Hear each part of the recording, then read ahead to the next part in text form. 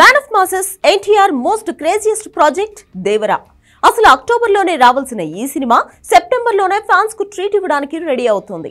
దేవర చిత్రంలో action sequences గురించి ఇప్పటికే పలు క్రేజీ అప్డేట్స్ అందించిన టీం ఇప్పటి వరకు ఎన్టీఆర్ ని చూడనటువంటి ఊరమాస్ అవతార్ ను దేవరలో చూపించబోతున్నాడట డైరెక్టర్ కొరటాల శివ. ఇక లేటెస్ట్ గా గోవాలోని అటవీ ప్రాంతంలో దేవరకి సంబంధించి అద్భుతమైన యాక్షన్ ఘట్టాన్ని పూర్తి చేశారట. హీరో ఎన్టీఆర్, విలన్ సైఫ్ అలీ ఖాన్ మధ్య చిత్రీకరించిన ఈ సీక్వెన్స్ చాలా బాగా వచ్చిందని చెబుతూ సినిమాటోగ్రఫర్ రత్నవేలు సోషల్ మీడియాలో పోస్ట్ పెట్టాడు. అయితే ఈ సీక్వెన్స్ ను తెరకెక్కించడానికి చిత్ర బృందం చాలా కష్టపడిందట.